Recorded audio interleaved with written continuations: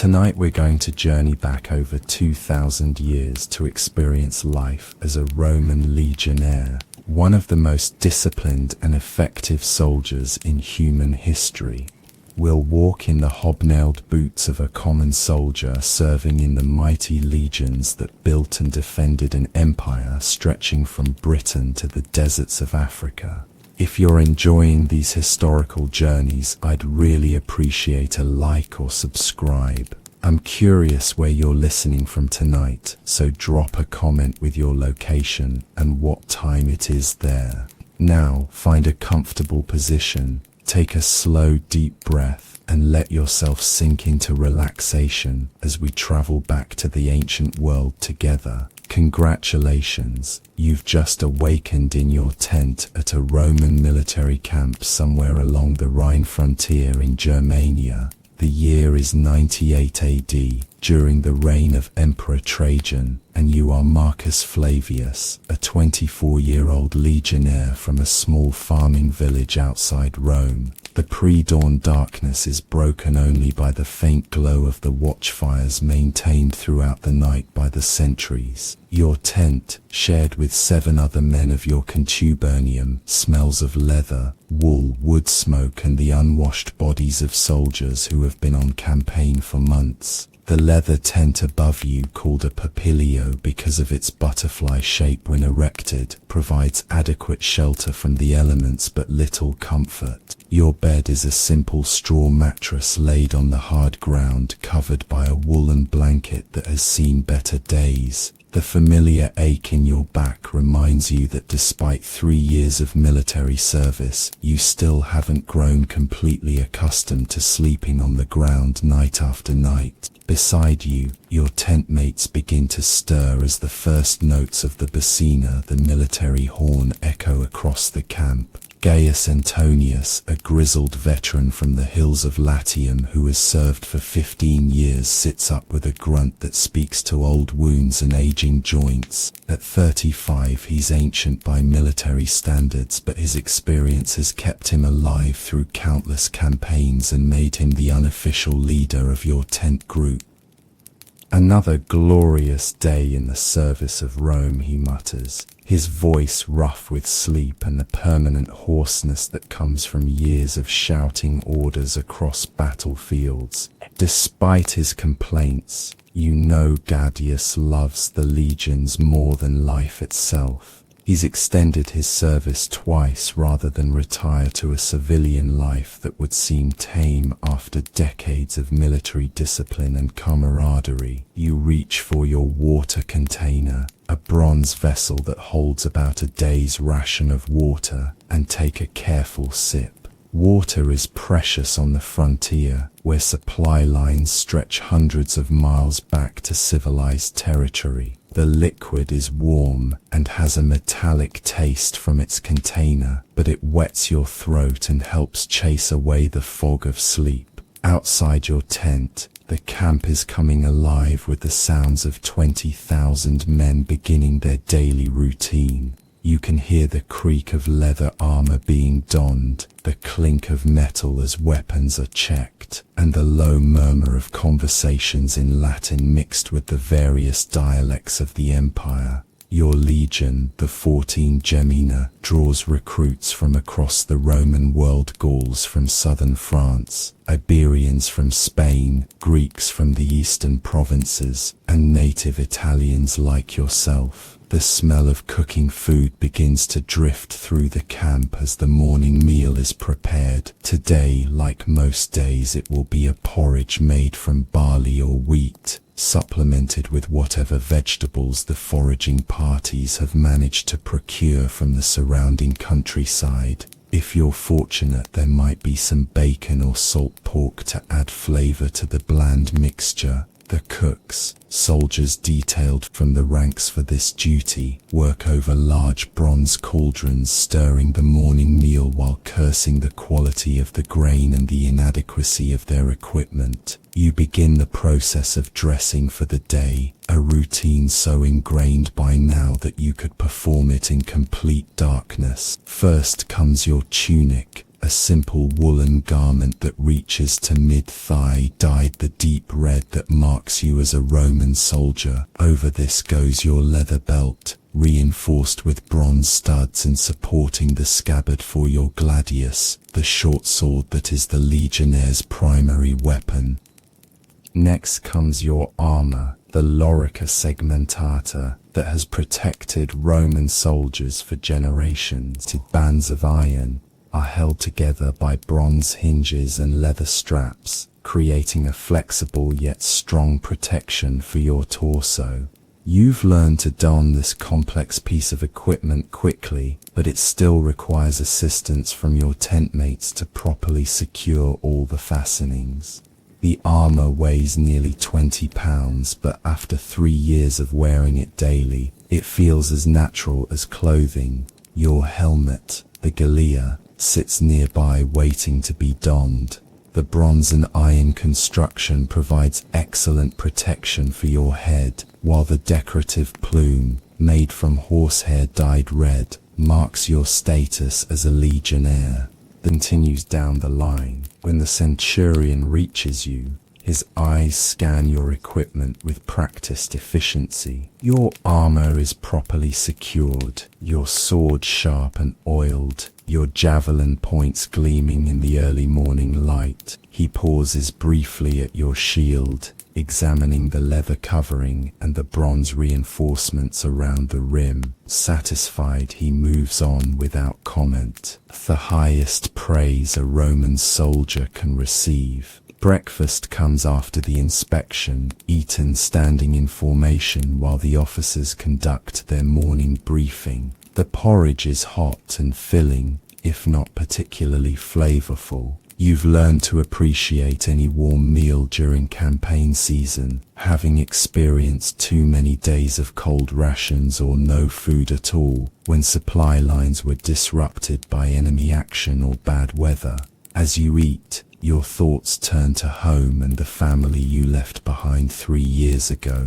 Your father, a small farmer who struggled to work his plot of land with aging hands, had been proud when you volunteered for the legions. The signing bonus had helped pay off debts that threatened to cost the family their ancestral land, and your military pay provides a steady income that supplements the farm's modest production. Your younger brother Lucius now works the fields in your absence, learning the skills that would have been your inheritance in a different time. Your sister Maria married last year, a union arranged while you were campaigning in Dacia. You wonder if you'll recognize her when you return, if the girl who used to braid flowers in her hair has grown into the matron her letters suggest she's become. The thought of home brings both comfort and a sharp pang of longing. Rome seems impossibly distant from this frontier camp, separated not just by hundreds of miles but by experiences that have changed you in ways your family could never understand. The boy who left their farm 3 years ago no longer exists, replaced by a man who has killed enemies in single combat,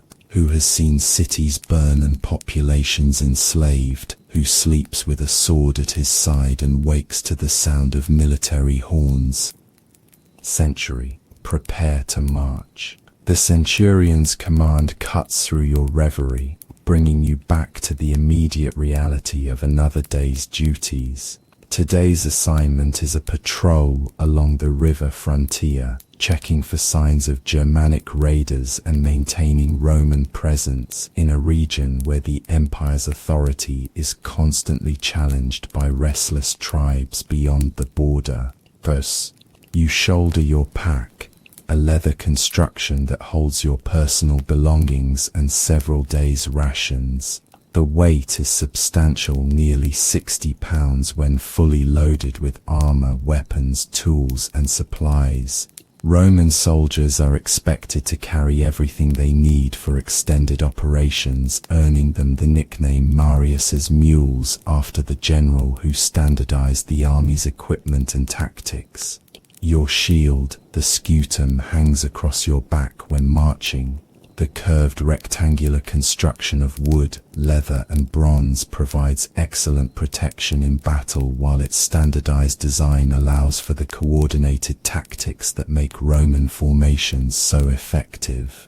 The painting on its surface, an eagle with wings spread, marks you as a member of the 14 Gemina, the twin legion, whose standard has led Roman soldiers to victory across 3 continents. The century forms up in marching order, 8 ranks of 10 men each, with the centurion and his optio second in command positioned to maintain visual control over the formation. Behind your century, 7 other centuries of the cohort prepare to march, nearly 1,000 men in total. The precision of the formation reflects years of training and discipline that transform individual civilians into components of a military machine greater than the sum of its parts. The march begins at the steady pace that Roman soldiers have maintained for centuries, 20 miles in 5 hours when carrying full equipment. The rhythm is hypnotic, left foot, right foot, the sound of hobnailed boots striking earth in perfect unison.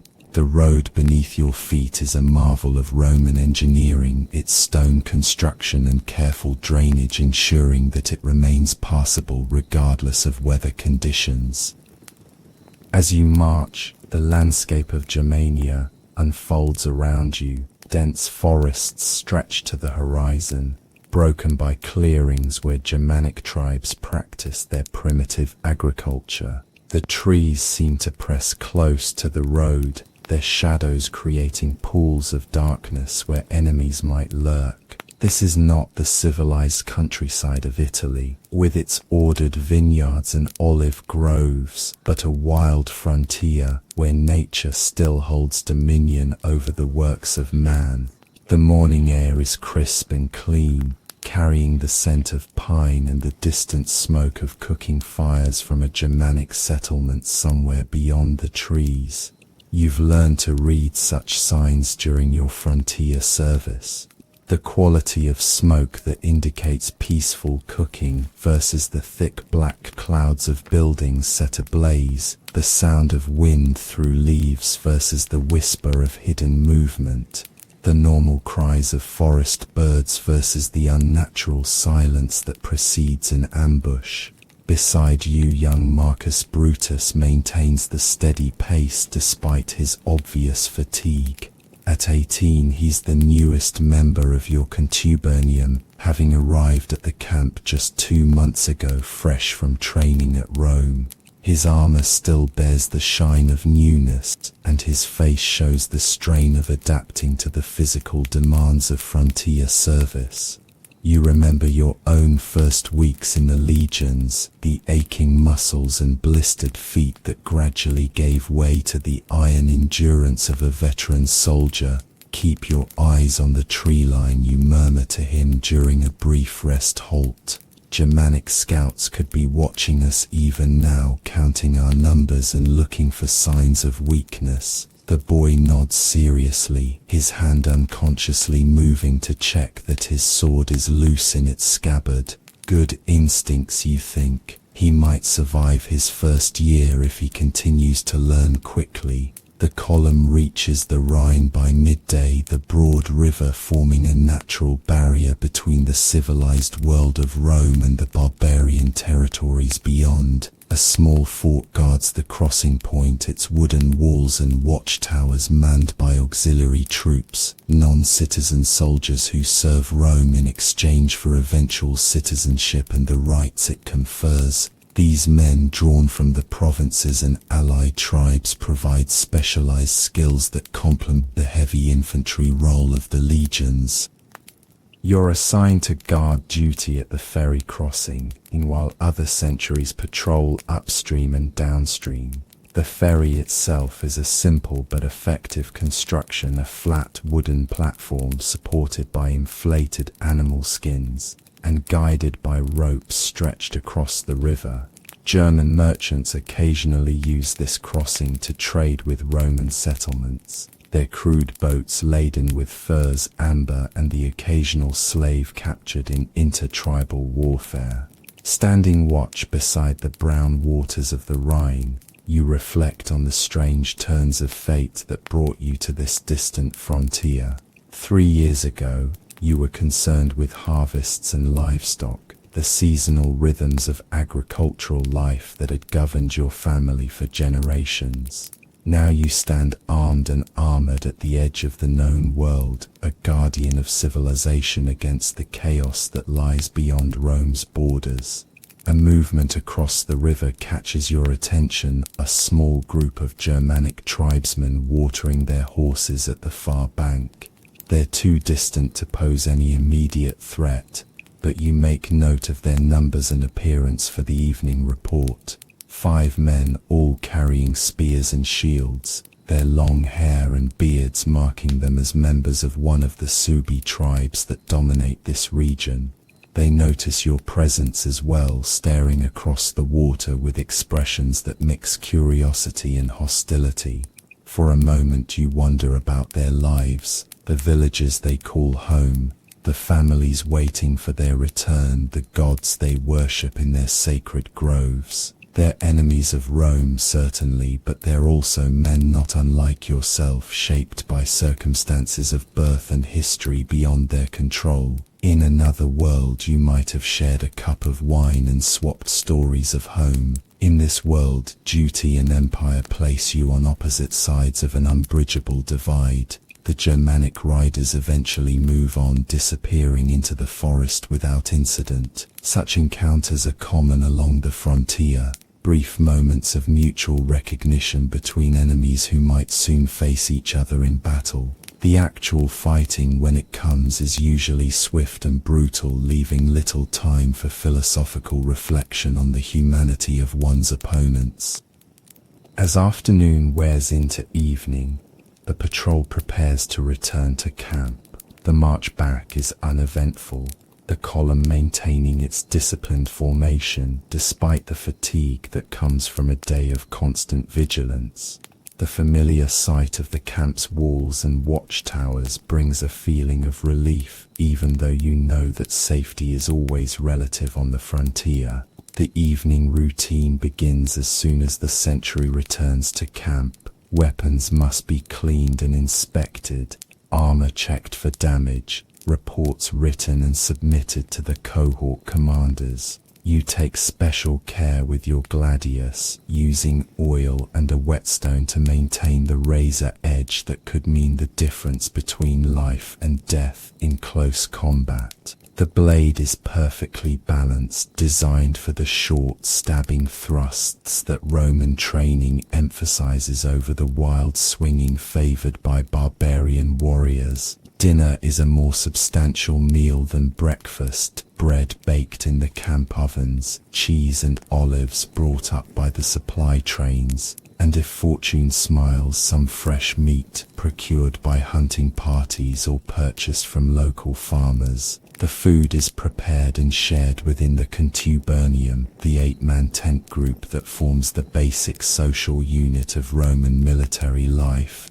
As you eat, Gaius regales the younger soldiers with stories of past campaigns. Tonight he tells of the siege of Samosagetiusa, the Dacian capital that fell to Roman arms 2 years ago after a brutal campaign in the mountains. His description of the final assault is vivid, the clash of arms echoing off stone walls, the cries of the wounded, the moment when the enemy's resistance finally collapsed and the city fell to Roman discipline and superior tactics. The Dacians fought like demons, he recalls, his scarred hands gesturing expressively as he speaks. Brave men, I'll give them that. But bravery without discipline is just a way to die gloriously while accomplishing nothing. They charged our shields like wild beasts, and we cut them down like grain before the scythe.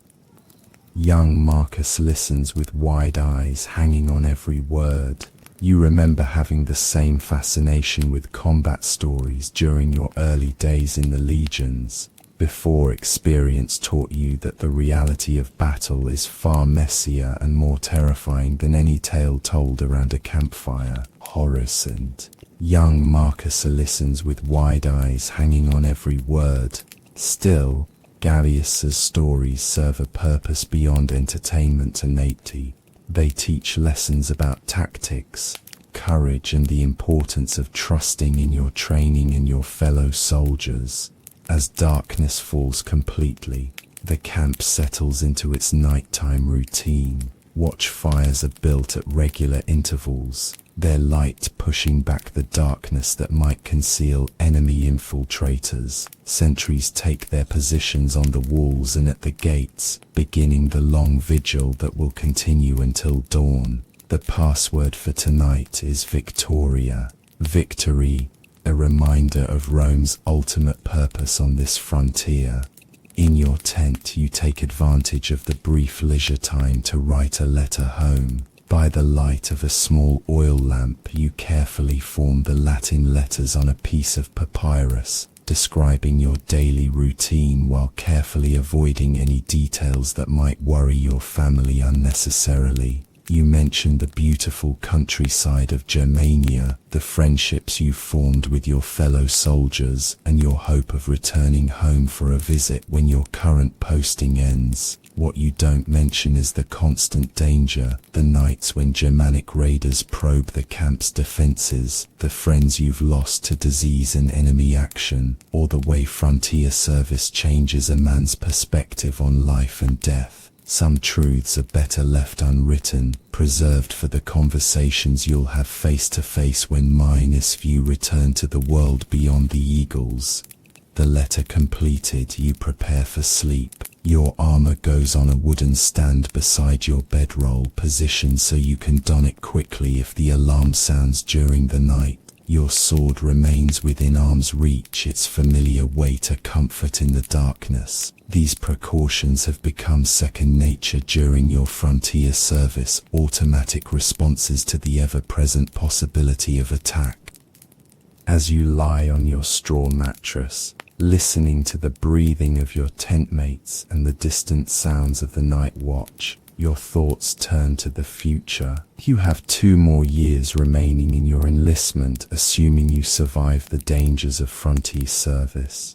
After that, you'll receive your discharge bonus and veterans privileges, enough to purchase a small farm or establish yourself in a trade back in civilized territory. The prospect of civilian life both attracts and unsettles you. After 3 years of military discipline and the intense bonds of brotherhood forged in shared danger, can you readjust to the mundane concerns of agricultural life? Will you miss the clarity of purpose that military service provides, the knowledge that your daily efforts serve something greater than personal gain? Many veterans struggle with such questions, finding themselves caught between 2 worlds, unable to fully return to their old lives, yet forever marked by their service to Rome. Sleep comes eventually, despite the hardness of your bed and the various aches and pains that accumulate during a day of marching and guard duty. Your dreams are a mixture of home and campaign, familiar faces from your village appearing alongside your tent mates in scenarios that blend memory and imagination. Sometimes you dream of battles yet to be fought, your sleeping mind processing the constant tension of frontier life into vivid scenes of combat and victory. You wake once during the night to the sound of the watch changing, the quiet exchange of passwords, and the soft footsteps of relieved sentries returning to their quarters. The camp never truly sleeps. There are always men awake and alert, maintaining the vigilance that protects their sleeping comrades. It's a comforting thought as you drift back into slumber, secure in the knowledge that Roman discipline stands guard against the darkness. Dawn comes with the familiar sound of the bacchina calling the legion to another day. You rise with the automatic responses of long practice, your body moving through the morning routine while your mind slowly engages with consciousness. Today will bring new challenges, perhaps another patrol, maybe training exercises, possibly orders to march to a different sector of the frontier. Whatever comes, you'll face it with the confidence that 3 years of hard service have built into your bones. The second day begins much like the first, with inspection and the morning meal. but today brings different orders. Your sentry has been selected for a special mission, escorting a supply convoy to an outlying fort that guards a strategic mountain pass.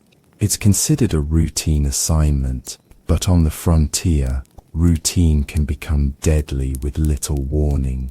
The convoy consists of 20 heavy wagons pulled by oxen, loaded with grain, weapons and other supplies needed to maintain the isolated garrison. A century of auxiliary cavalry provides advance reconnaissance, while your infantry sentry guards the wagons themselves. The caravan moves slowly, constrained by the pace of the heavily loaded oxen and the need to maintain security in hostile territory. The road to the mountain fort winds through increasingly rugged terrain, climbing steadily toward the alpine foothills that mark the limit of Roman control in this region. The forest presses close on both sides, creating perfect conditions for ambush by Germanic raiders who regularly probe Roman supply lines. You march with weapons ready, eyes constantly scanning the tree line for signs of movement or threat. Young Marcus marches beside you, his nervousness evident in the way he constantly checks his equipment and glances at the surrounding forest.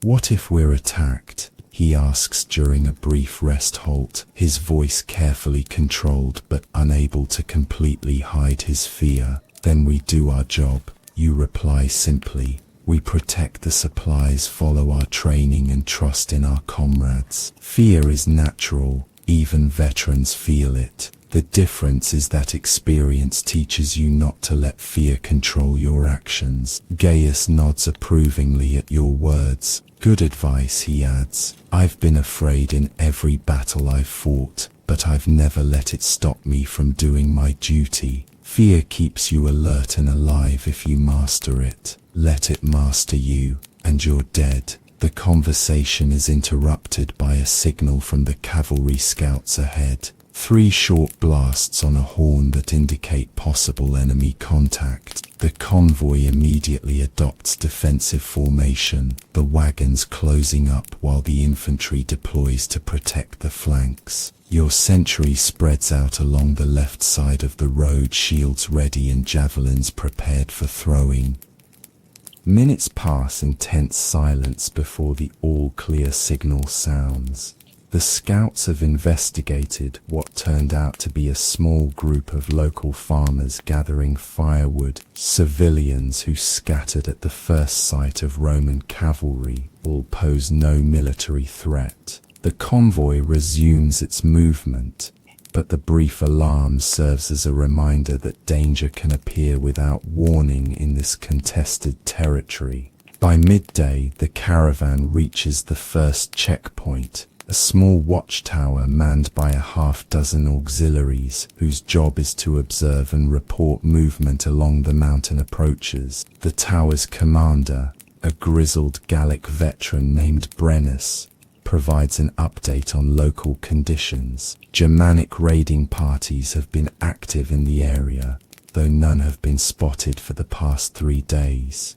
Could mean they've moved on to easier targets, Brennus explains, his accented Latin mixing Celtic and Roman military terminology, or could mean they're gathering strength for something bigger. Either way, keep your eyes open on the climb to the fort.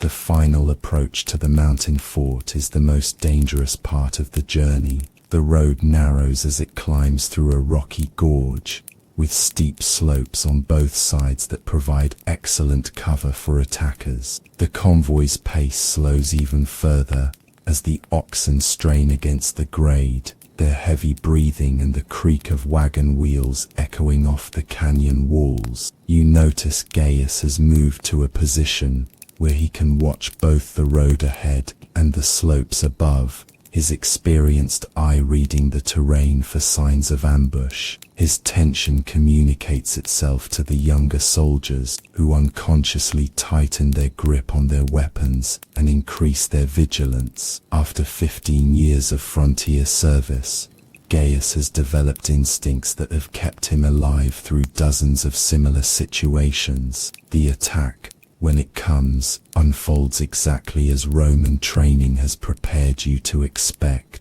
Germanic warriors concealed among the rocks above the road announce their presence with a shower of javelins and stones aimed at the convoy's guards. The missiles clatter against shields and armor, wounding 2 men but failing to break the Roman formation. Shield wall. The centurion's voice cuts through the noise of the attack, and 80 men respond with the automatic precision of countless drills. Shields lock together in an overlapping barrier while javelins are readied for the counterattack that will follow. The Germanic assault comes in 2 waves. First the missile attack from above, then a charge down the slopes by warriors seeking to engage in the close combat that favors their superior individual strength and ferocity. It's a tactic that has succeeded against less disciplined opponents, but the Vortine Gemina has faced such attacks before and knows how to respond. Front rank, javelins ready. The order is passed down the line as the Germanic warriors rush toward the Roman position. You can see them clearly now, perhaps 40 men in total, their long hair streaming behind them as they charge, their wild war cries echoing off the canyon walls. They're brave, certainly, and individually formidable fighters, but they lack the coordination and discipline that makes Roman tactics so effective. Loose, 80 javelins arch through the air in perfect unison, the iron points designed to penetrate shields and armor at close range. The Germanic charge staggers as men fall, but the survivors continue their advance with the desperate courage of warriors who know retreat means death. The 2 forces meet with a crash that seems to shake the very mountains. Germanic axes and long swords hammer against Roman shields while gladii thrust with lethal precision through the gaps in the shield wall. You find yourself face to face with a bearded giant whose blue eyes burn with hatred for all things Roman. His axe rises in an overhead swing that would split your skull if it connects, but your training guides your response. Step forward into the blow rather than back, using your shield boss to deflect the axe head while your sword finds the gap beneath his raised arm. The gladius slides between his ribs with surprising ease, its point finding his heart with the precision that Roman training emphasizes. He falls with a look of shock, as if surprised that Roman steel could match Germanic fury. Around you, the battle continues with the methodical efficiency that characterizes Roman combat. No wild heroics or individual glory seeking, just the disciplined application of superior tactics and training. One by one, the Germanic warriors fall before the Roman shield wall, their individual courage no match for collective discipline. The attack ends as suddenly as it began. Those Germanic warriors who can still move retreat back up the slopes, carrying their wounded and leaving their dead scattered on the rocky ground. The Roman formation holds its position until the centurion is satisfied that the threat has passed. Then begins the process of caring for the wounded and assessing damage to the convoy. 3 Roman soldiers have been wounded, including Marcus, who took a glancing axe blow to his shoulder that penetrated his armor but missed vital organs. The young soldier is pale but conscious, trying not to show the pain as the century's medicus cleans and bandages his wound. It's his first taste of real combat, and you can see the complex mixture of emotions playing across his face: fear, relief, pride, and the strange exhilaration that comes from surviving mortal danger. You did well, you tell him as the medicus works. Stayed in formation, followed orders, protected your comrades. That's what Roman discipline means, not just individual courage, but the ability to function as part of something larger than yourself. The convoy resumes its movement after a brief delay to reorganize and care for the wounded. The remaining distance to the mountain fort is covered without incident, though everyone remains alert for the possibility of a second attack. Germanic raiders sometimes launch multiple assaults on the same target, hoping to catch Roman forces off guard after they've relaxed their vigilance. The fort itself is a testament to Roman engineering skill, a compact but formidable structure carved into the mountainside with walls and towers positioned to control the vital pass that connects Germanic territory with Roman settlements in the valleys below. The garrison consists of 2 centuries of legionnaires and a unit of auxiliary archers, enough manpower to hold the position against any force the local tribes are likely to muster. The fort's commander, a veteran centurion named Gaius Cassius, welcomes the supply convoy with the enthusiasm of a man who has been running short of essential supplies. His garrison has been on half rations for the past week, and the arrival of fresh grain and other provisions is more welcome than reinforcements would be. "Any trouble on the road?" he asks as the wagons are unloaded and their contents catalogued by the fort's quartermaster. "One ambush at the gorge narrows," your centurion reports. 40 or so Suebi warriors. "We drove them off with minimal casualties." Cassius nods, his weathered face showing no surprise at the news. "They've been testing our defenses for the past month. Nothing serious yet, just probing attacks to gauge our strength and readiness. But there are reports of larger gatherings in the deeper forests, possibly preparations for a coordinated assault come spring." Such intelligence reports are common along the frontier, where Roman observers must constantly assess the intentions and capabilities of the Germanic tribes. The barbarians' lack of central authority makes it difficult to predict their actions, but the seasonal patterns of their warfare are well understood. Winter brings relative quiet as both sides hunker down to survive the harsh mountain climate, while spring and summer see increased raiding and the possibility of larger-scale conflicts. The convoy spends the night at the fort before beginning the return journey to base camp. You're assigned to one of the watchtowers, spending 4 hours scanning the moonlit landscape for signs of enemy movement. The view from this elevated position is spectacular, miles of mountainous terrain stretching toward the Germanic heartland, where cooking fires twinkle like earthbound stars in the vast darkness. Standing watch in such conditions, surrounded by the profound silence of the mountains, you find your thoughts turning to larger questions about your service and its meaning. You're one small part of a vast military machine that spans continents, helping to maintain the borders of an empire that brings law, order, and civilization to much of the known world. Yet here on the frontier, that noble purpose often reduces to simpler reality: killing enemies who threaten Roman interests, protecting supply lines that keep garrisons fed and equipped, maintaining the military presence that deters larger-scale barbarian incursions. The return journey passes without incident, the convoy making good time on the downhill stretches of road. The recent attack seems to have satisfied the local Germanic warriors' appetite for combat, at least temporarily. You reach base camp by late afternoon, tired but satisfied with a mission successfully completed. The following days settle into the routine patterns of garrison life: nose training exercises to maintain combat readiness, work details to improve the camp's defenses, and regular patrols to monitor enemy activity in the surrounding area. It's not the glorious warfare that recruitment posters might suggest, but the unglamorous daily work of maintaining Roman military presence on a contested frontier. Your cohort is assigned to construct a new watchtower at a strategic point overlooking the river crossing, a project that will require 2 weeks of hard labor.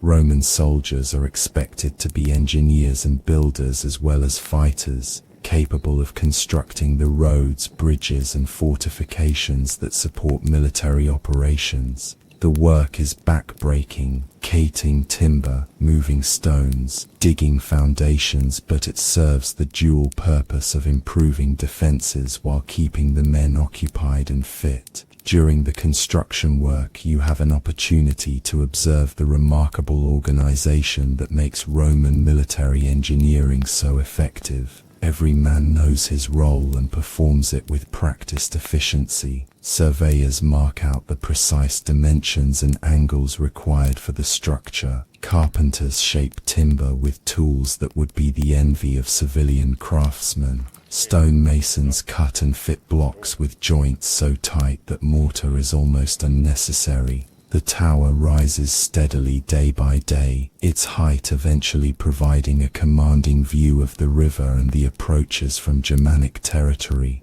When completed, it will be manned by a small garrison whose signals can warn the main camp of approaching threats hours before they arrive. Such early warning systems are crucial to frontier defense, allowing Roman commanders to concentrate their forces at threatened points before the enemy can achieve surprise. Young Marcus, his shoulder wound healing well, works alongside you on the construction project. The combat experience has changed him in subtle ways. His movements are more confident, his bearing more soldierly, his conversation showing the dark humor that develops among men who have faced death together. He's beginning the transformation from civilian to veteran that you experienced yourself 3 years ago.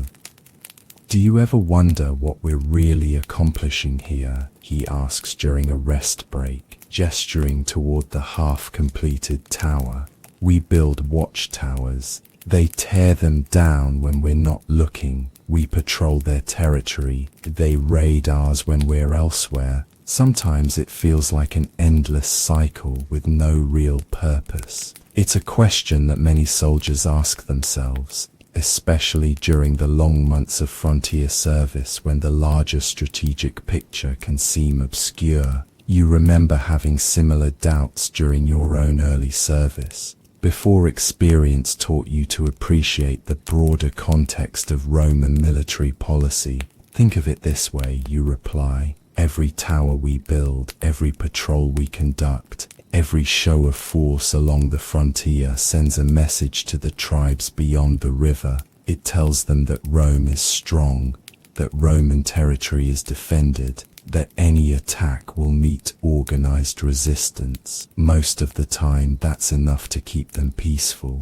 Gaius, overhearing the conversation, adds his own perspective from 15 years of frontier experience. "The boy's right that it sometimes feels pointless," he admits. "But I've seen what happens when Roman vigilance relaxes. The Cimbri and Teutones nearly reached Rome itself a century ago when they caught us unprepared. Our job isn't to win a final victory. It's to maintain the balance that keeps the empire safe." Such philosophical discussions are common among soldiers with time to think, but they're always interrupted by the practical demands of military life. Today's interruption comes in the form of orders to prepare for an extended patrol into Germanic territory, a reconnaissance in force designed to assess tribal movements and demonstrate Roman strength in the region. The patrol will consist of your entire cohort, nearly 1,000 men, supported by auxiliary cavalry and local guides who know the country beyond the frontier. It's a significant operation,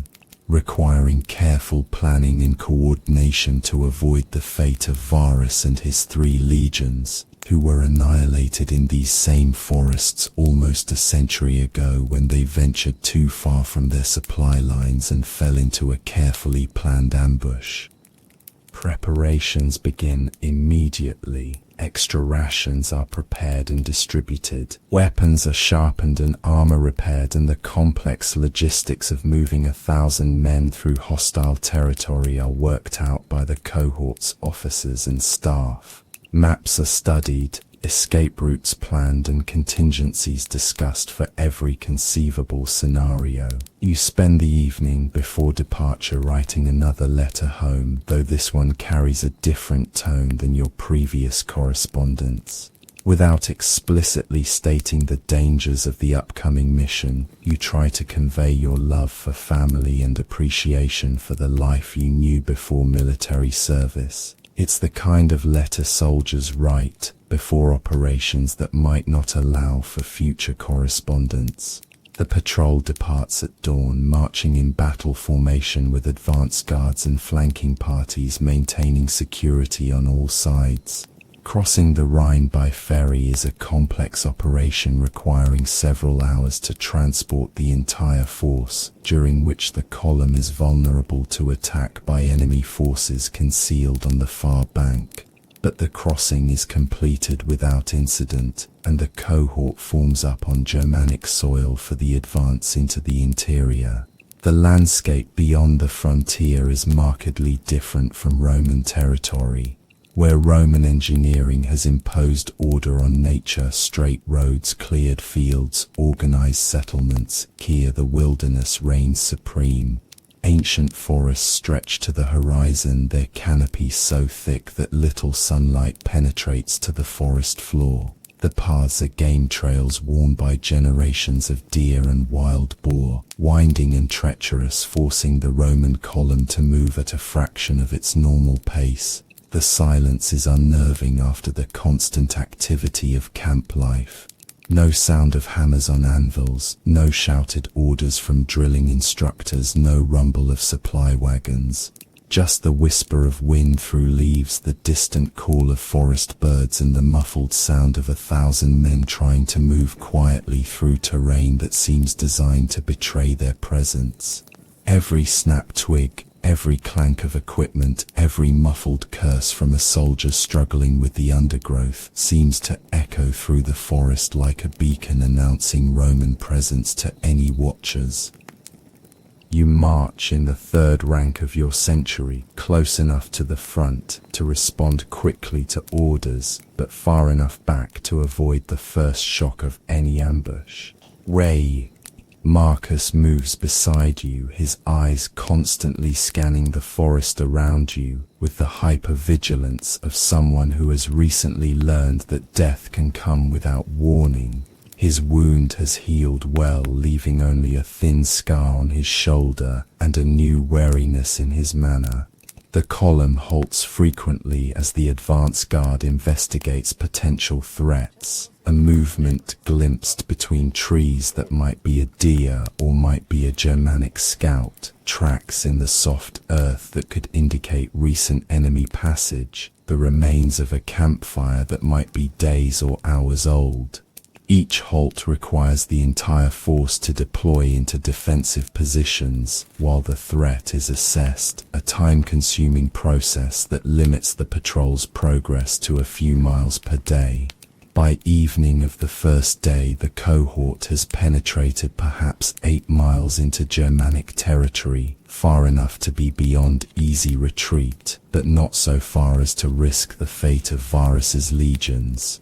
The camp is established in a clearing beside a small stream, with defensive works hastily constructed using the portable tools every Roman soldier carries. Stakes are cut and sharpened, creating an abatis around the perimeter. Guards are posted at closer intervals than usual, their watch overlapping to ensure no section of the perimeter goes unobserved. No fires are permitted except for small, carefully concealed cooking flames that produce minimal smoke. The evening meal is cold rations, aft biscuit, cheese and dried meat that requires no preparation. Water is drawn from the stream and carefully rationed, though the source appears clean and safe. In this wilderness, even basic necessities like food and water become tactical considerations that must be balanced against operational security. As you settle into your watch position, listening to the forest sounds that take on ominous significance in hostile territory, you reflect on the strange nature of frontier warfare. Unlike the set-piece battles described in military histories, most of your service consists of this kind of operation: long periods of tension and vigilance punctuated by brief moments of violence. The enemy is rarely seen until the moment of contact, and victory is often measured not in territory gained but in missions completed without excessive casualties.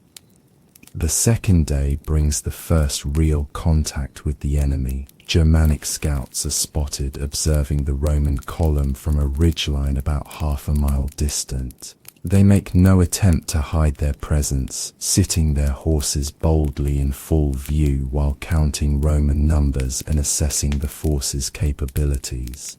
When a patrol of auxiliary cavalry moves to investigate, the Germanic riders withdraw deeper into the forest, maintaining visual contact while staying beyond the range of effective pursuit. This game of observation and counter-observation continues throughout the day. Germanic warriors appear on hilltops and distant clearings, always just beyond Roman reach but close enough to make their presence felt. It's a form of psychological warfare designed to keep the Roman force on edge while gathering intelligence about their strength, equipment, and intentions.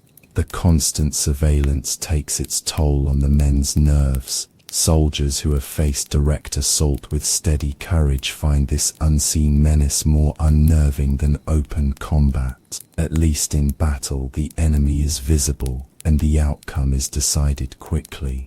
This slow-building tension, with the constant possibility of ambush or attack, wears on even veteran troops. "They're trying to spook us," Gaius observes during a brief rest halt, his experienced eye reading the tactical situation with the clarity of long service. "Get us jumping at shadows, making mistakes, maybe even panicking and retreating before we accomplish our mission. It's an old trick, but effective if you let it work on you." His words carry reassurance for the younger soldiers, but you can see the strain in his own face. 15 years of frontier service have taught him to read danger signs, and whatever he sees in the current situation clearly concerns him. The Germanic tribes wouldn't risk revealing their presence unless they felt confident in their ability to deal with the Roman patrol. Either they have overwhelming numbers concealed in the forest, or they're drawing the Romans into a carefully prepared trap.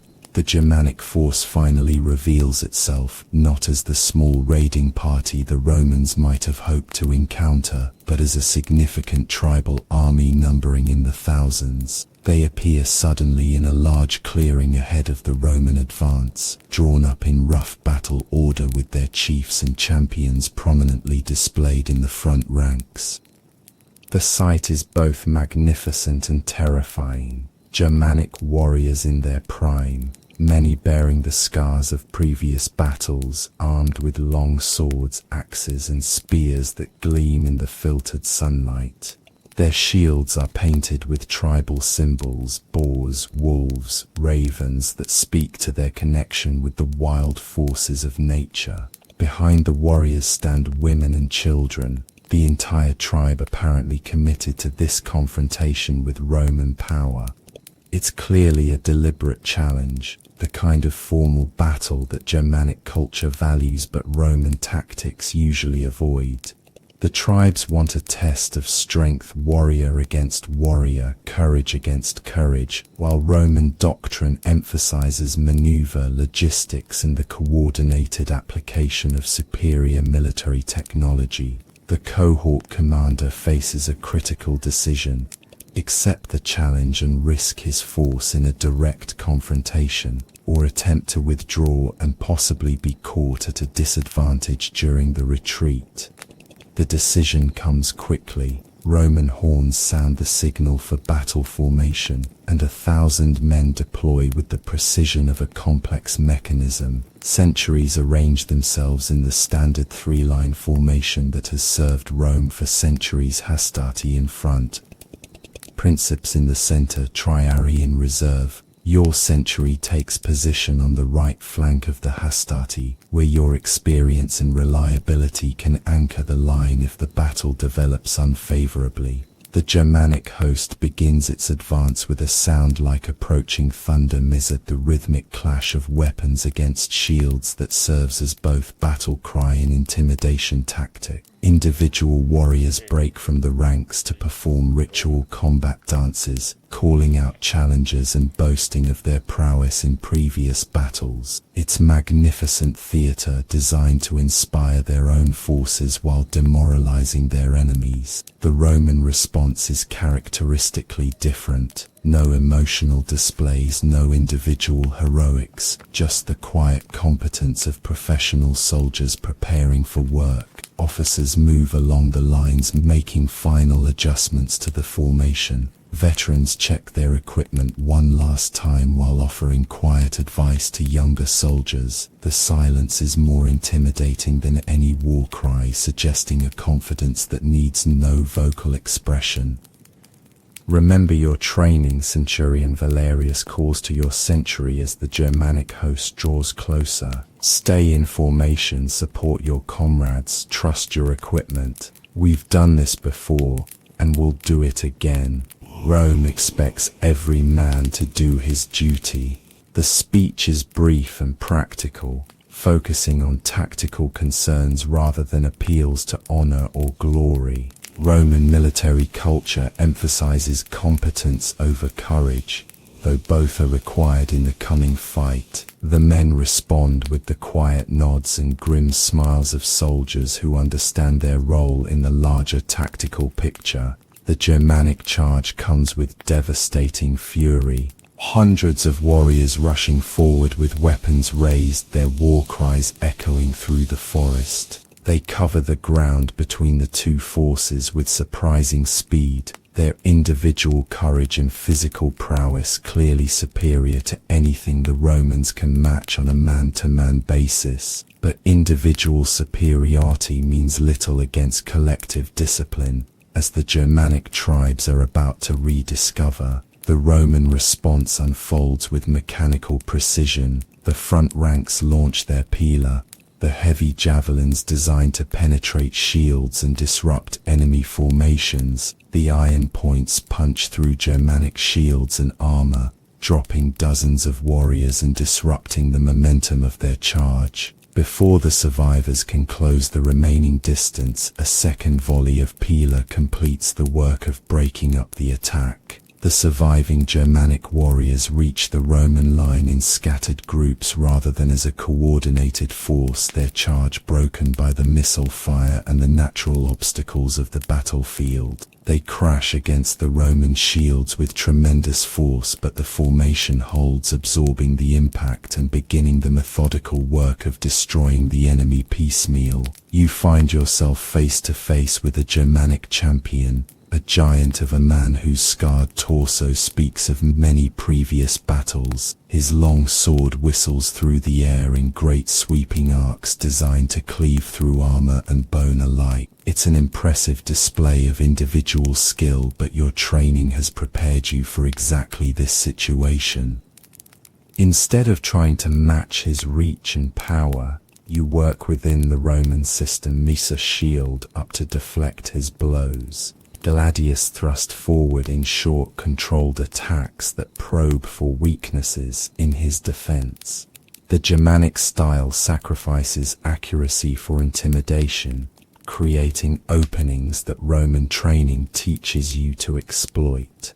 When he commits to a particularly powerful overhead swing, you step forward rather than back, using your shield boss to deflect the blow while your sword finds the gap beneath his raised arm. The fight ends quickly once you penetrate his defense.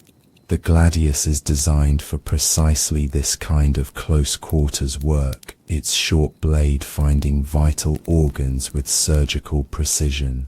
The Germanic warrior falls with a look of surprise, as if shocked that Roman steel could match Germanic fury.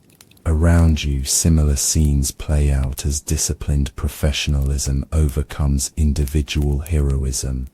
The battle's outcome is never really in doubt once the Roman formation holds against the initial charge. Germanic warfare depends on momentum and intimidation, the psychological impact of their fierce assault breaking enemy morale and creating opportunities for individual champions to display their prowess. Against opponents who maintain their discipline and cohesion, the Germanic advantage disappears rapidly.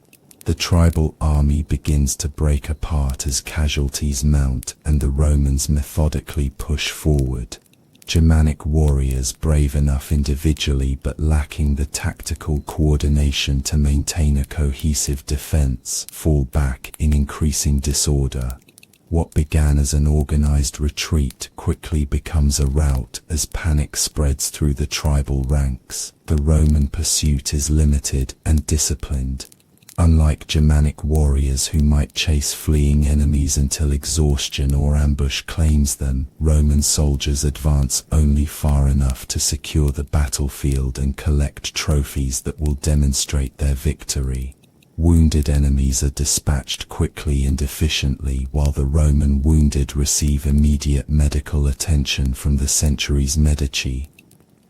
The aftermath of battle reveals the stark difference between the two military cultures. The Germanic dead lie scattered across the battlefield in the positions where they fell, their individual courage having carried them forward without regard for tactical coordination. The Roman casualties are fewer and clustered around specific points, where the enemy managed to concentrate their attack. Evidence of the superior defensive value of disciplined formations. Among the Germanic dead, you notice items that speak to their humanity: carved bone combs, bronze bracelets, small wooden figurines that might represent household gods. These personal effects remind you that the enemies you've just killed were men with families, hopes and fears much like your own. It's a sobering thought that you quickly push aside, focusing instead on the practical tasks that follow any engagement.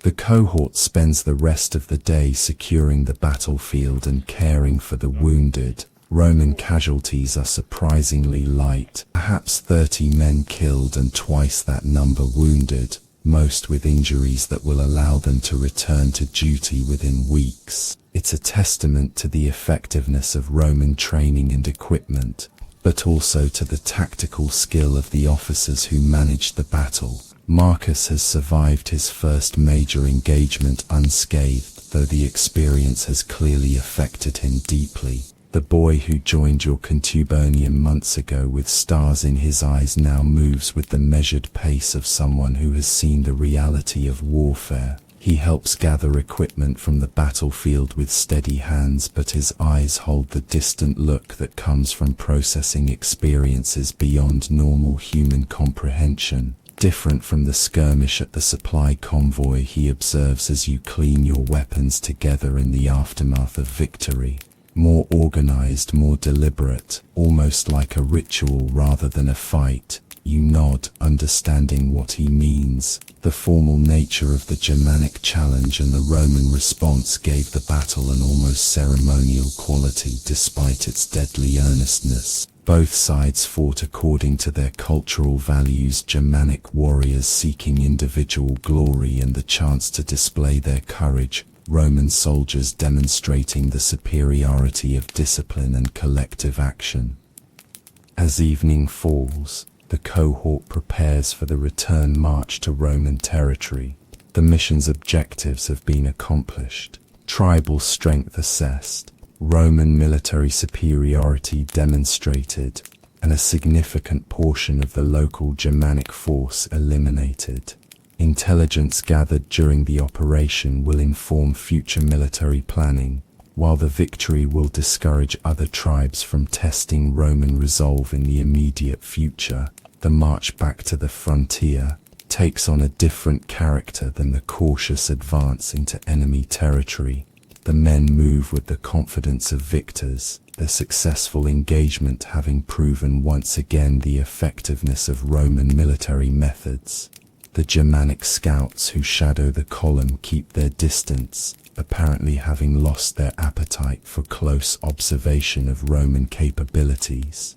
You cross back into Roman territory 3 days later, the familiar sight of the frontier installations bringing a sense of relief that surprises you with its intensity.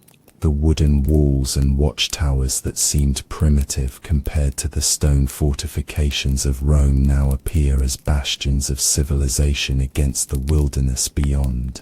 The ordered streets and systematic layout of the camp represent human reason imposing itself on natural chaos.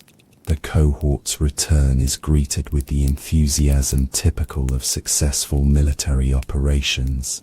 Men who remained behind to guard the camp gather around to hear accounts of the battle, while officers prepare reports that will eventually reach the highest levels of Roman command. The victory will be recorded in the official annals, becoming one more entry in the long history of Roman military success. Your personal effects left behind for security during the patrol seem almost luxurious after days of carrying only essential equipment. The simple comfort of sleeping on a proper mattress, eating a hot meal prepared by camp cooks, and washing in heated water becomes precious after the privations of field service. Such contrasts teach valuable lessons about appreciating everyday comforts that civilian life takes for granted. A week after the patrol's return, you receive news that will change the course of your military service. Orders have arrived, transferring a significant portion of the 14 Gemina to a new posting in Britannia, where increased tribal resistance requires reinforcement of the island garrison.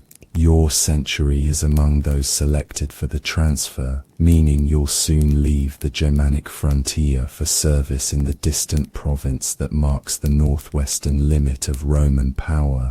The news brings mixed emotions. Part of you welcomes the chance to see new lands and face different challenges. Britannia's reputation as a wild and mysterious island has captured the imagination of soldiers throughout the empire, but leaving the Rhine frontier also means abandoning familiar surroundings and the relationships built over 3 years of shared service. Gaius, whose age makes him unsuitable for the rigors of a long campaign, will remain with the garrison troops, ending a partnership that has taught you most of what you know about soldiering. Don't look so glum, the old veteran tells you when the orders are announced.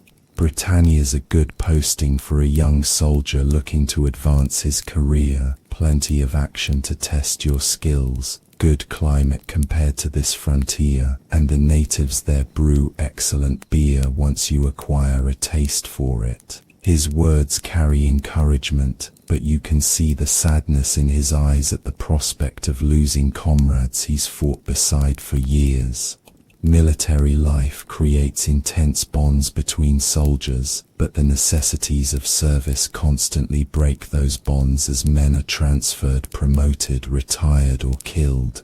Learning to form new relationships while accepting the temporary nature of all military friendships is one of the harder lessons frontier service teaches. The remaining weeks before departure are filled with preparation for the transfer. Equipment must be inspected and repaired for the long journey to Britannia.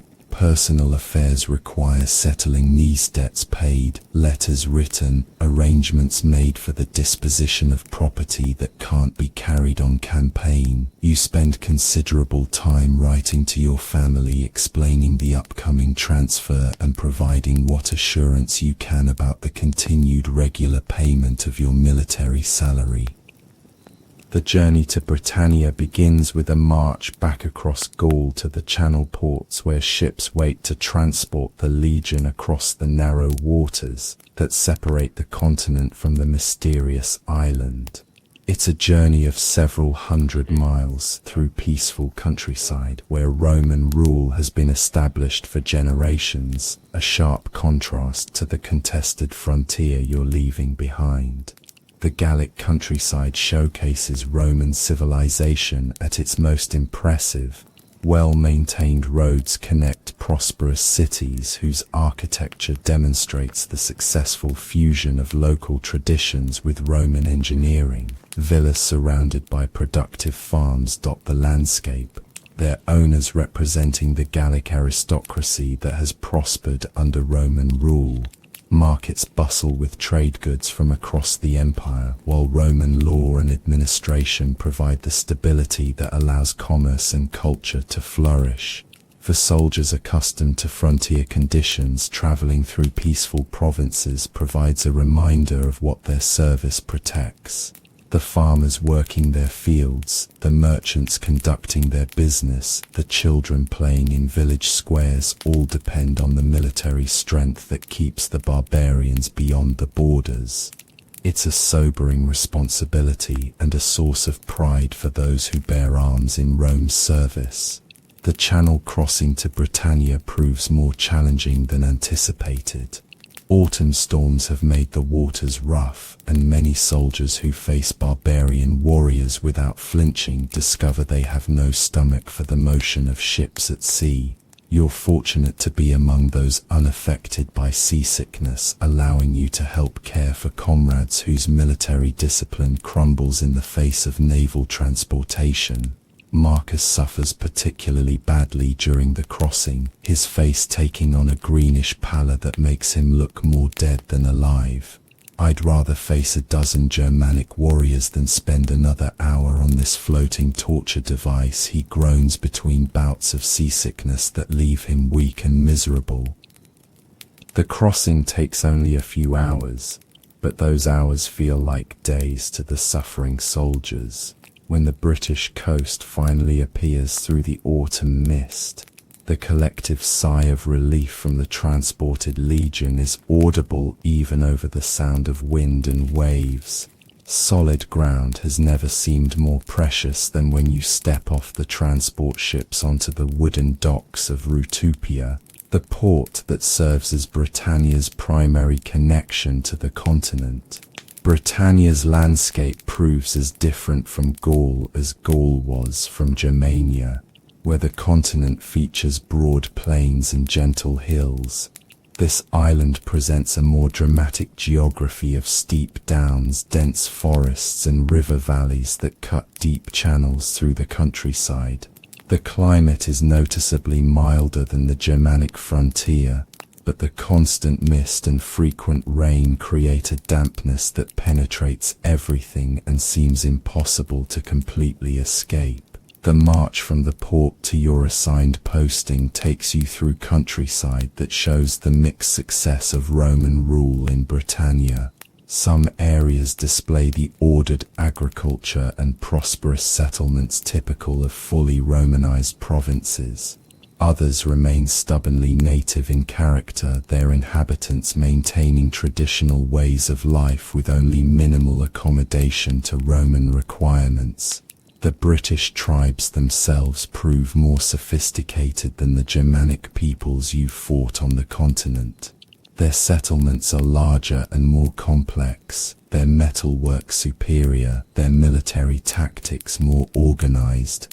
Some have adopted Roman customs and technology while maintaining their own cultural identity, creating a unique blend of native and imperial traditions. Your new posting is at Cadleian, a major legionary fortress in southern Wales where the Tiger Buster has been stationed for decades. The fortress represents Roman military engineering at its finest, massive stone walls enclosing barracks, workshops, administrative buildings and all the facilities needed to support a full legion. After years of frontier camps with their wooden palisades and temporary structures, Cadleian feels like a genuine city rather than a military installation. The Welsh mountains visible from the fortress walls serve as a constant reminder that Roman rule in Britannia faces ongoing challenges. The native Silayers tribe has maintained sporadic resistance for decades, requiring constant vigilance and periodic campaigns to suppress. It's a different kind of frontier warfare than you experienced in Germania's less formal battles, more guerrilla tactics, with an enemy that melts into familiar terrain when faced with superior Roman force. Your integration into the finer Augusta goes smoothly, helped by your proven experience and the recommendation letters carried from your previous commanders. The Legion has its own traditions and methods, but the fundamental structure of Roman military organization remains the same regardless of location. Within weeks you feel at home in your new posting, though you continue to miss the comrades left behind on the Germanic frontier. The British climate proves both blessing and curse for Roman soldiers. The milder temperatures make winter garrison duty more pleasant than the harsh conditions of the Rhine frontier, but the constant dampness creates new challenges. Equipment requires more frequent maintenance to prevent rust and rot. Clothing never seems to dry completely. Minor ailments that would heal quickly in a drier climate persist for weeks in the humid air. Your first winter in Britannia passes peacefully, with training exercises and maintenance work occupying most of your time. The native tribes seem quiescent, perhaps waiting for better campaigning weather before testing Roman strength. You use the relative quiet to improve your Latin literacy, taking advantage of the fortress's library to read works on military history and tactics that might improve your professional competence. Spring brings the first indication that your service in Britannia will not be as peaceful as the winter suggested. Intelligence reports speak of increased activity among the mountain tribes, with war bands gathering in the remote valleys beyond Roman control. Chieftains who have remained neutral for years are reportedly meeting to discuss coordinated resistance to Roman rule. The provincial governor begins planning a preemptive campaign to disrupt these gatherings before they can coalesce into a serious threat.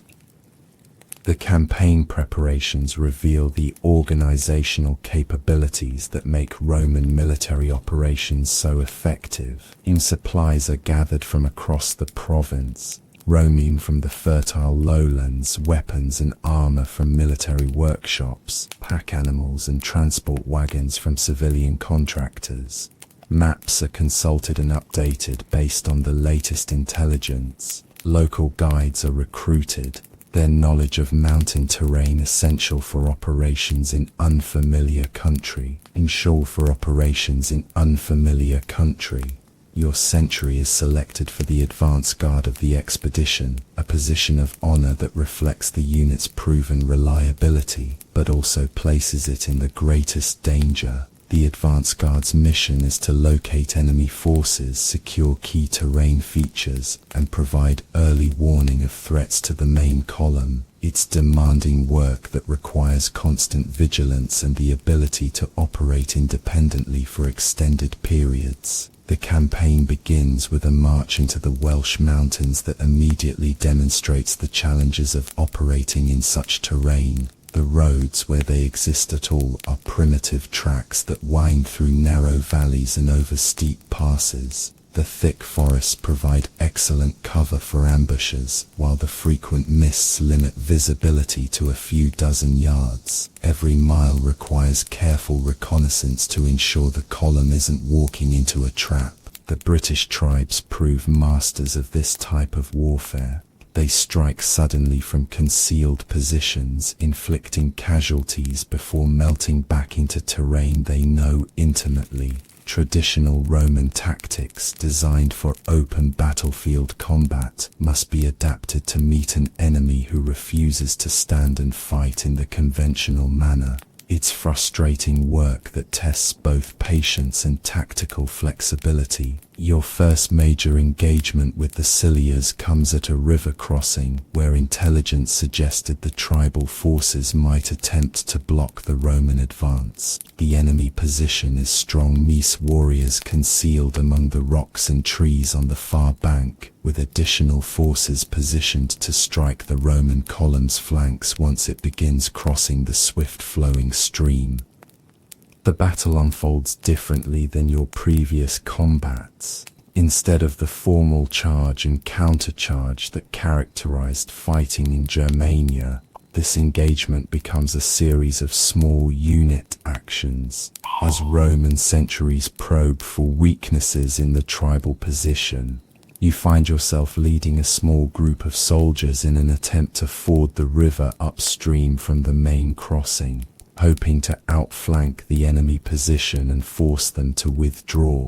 The water is shockingly cold, even in late spring, and the current stronger than it appears from the bank. Your armor and equipment make movement difficult, while the rocky bottom provides treacherous footing for men accustomed to fighting on solid ground. Welsh warriors on the far bank shower your group with javelins and arrows, forcing you to use your shields for protection while struggling to maintain your footing in the rushing water. Marcus, now a veteran of several engagements but still learning the complexities of military leadership, follows your lead with the steady competence that experience has built into his character. The frightened boy who joined your contubernium has been replaced by a reliable soldier whose judgment you trust in difficult situations. He positions his men to provide covering fire while you scout the best route across the treacherous stream. The crossing succeeds, but at considerable cost. 2 men are swept away by the current, their heavy equipment dragging them under before they can be rescued. 3 others suffer wounds from British missiles, though none are immediately life-threatening. By the time your group reaches the far bank, you're reduced to half strength but positioned to threaten the enemy's flank. The British warriors, faced with the prospect of being surrounded, begin withdrawing from their positions in the organized fashion that marks them as experienced fighters rather than undisciplined raiders. They don't panic or flee in disorder but conduct a fighting retreat that inflicts casualties on pursuing Romans while avoiding decisive engagement. It's a tactical sophistication that earns grudging respect even from enemies. The campaign continues for weeks as the Roman force pursues the elusive tribal army deeper into the mountains. Villages are found abandoned, their inhabitants having fled with their livestock and portable possessions to refuges known only to themselves. Granaries are discovered empty, wells deliberately fouled, bridges destroyed, medals, all evidence of a coordinated strategy to deny resources to the invading Romans. It's a war of attrition that favors the defenders who know the country intimately and can resupply themselves from hidden caches, while the Romans must depend on increasingly tenuous supply lines stretching back to Caerleon. Every mile deeper into the mountains makes the expedition more vulnerable to being cut off and destroyed in detail by enemies who can choose when and where to fight. The turning point comes when Roman scouts locate the main tribal camp in a remote valley thought to be inaccessible to organized military forces. The British chieftains, confident in their security, have gathered with their entire followings for what appears to be a major war council. It's the kind of concentration of enemy forces that Roman tactics are designed to exploit, but reaching the target will require a grueling march over mountainous terrain in the face of determined opposition. The attack, when it comes, unfolds with the precision that characterizes Roman military operations at their best. Multiple columns converge on the valley from different directions, preventing the tribal forces from escaping while presenting them with threats from several quarters simultaneously. Your advance guard spearheads the main assault, your experience and proven reliability earning you the mission of leading the initial penetration of the enemy position. The final battle proves anticlimactic after weeks of frustrating skirmishes. Caught by surprise and unable to use their preferred tactics of hit-and-run warfare, the tribal army fights bravely but ineffectively against Roman discipline and superior equipment. The outcome is decided within hours, leaving the British resistance broken and their leaders dead or captured. The campaign's successful conclusion brings promotions and recognition for units that distinguished themselves during the fighting. Your leadership during the river crossing and subsequent actions earns recommendation for advancement to the rank of Opcio, the centurion's second in command, who serves as a stepping stone to higher military positions. It's a significant honor that reflects both your tactical competence and your reliability under fire. The march back to Caerleon takes on a triumphal character as the expedition returns with prisoners, captured weapons, and the satisfaction of having completed its mission successfully. The mountain valleys that seemed so threatening during the advance now appear as conquered territory, their strategic value understood, and their tribal inhabitants cowed into submission. It's the kind of clear-cut military success that validates Roman methods and provides tangible evidence of the empire's strength. Your promotion to Opcio brings new responsibilities and challenges, no longer just another soldier in the ranks. You must now assist with the complex administrative tasks that keep a century functioning effectively. Supply requisitions, duty rosters, disciplinary matters, training schedules all require your attention and decision-making. It's demanding work that provides valuable experience for those aspiring to eventual command positions. The autumn following the Welsh campaign passes quietly as the province settles into the routine of peaceful administration. Tribal submissions are formalized through ceremonies that acknowledge Roman supremacy while allowing local chieftains to maintain dignity and limited authority. New roads are surveyed and constructed to facilitate future military operations and encourage trade. Agricultural production is encouraged through tax incentives and the introduction of improved farming techniques. Winter brings news from other parts of the empire that reminds you of the larger context within which your service takes place. Trajan's campaigns in Dacia continue to expand Roman territory in the Danube region. New provinces are being organized in the east following successful wars against Parthia. The empire continues its expansion, with soldiers like yourself serving as the instruments through which Roman power extends into previously barbarian lands. Your thoughts increasingly turn to the future and the choices that lie ahead. Your current enlistment will expire in 18 months, at which point you'll face the decision of whether to continue military service or return to civilian life. Wisa weathers Shaupru into civilian life. The promotion to Optio has opened possibilities for advancement that didn't exist when you were a simple legionnaire, but it also requires longer commitment to achieve the senior positions that make military service financially rewarding. The prospect of returning home holds mixed appeal. Your family's letters speak of changes in the village, mizaj, deaths, new births, the gradual evolution of rural life that continues regardless of distant wars and imperial policies. Your father is aging and would welcome help with the farm work that becomes more difficult each year. Your sister mentions that Emma, the girl whose interest sparked such hope during your early service, married last year and now has a child of her own. Such news brings the melancholy realization that the civilian life you left behind no longer exists in the form you remember.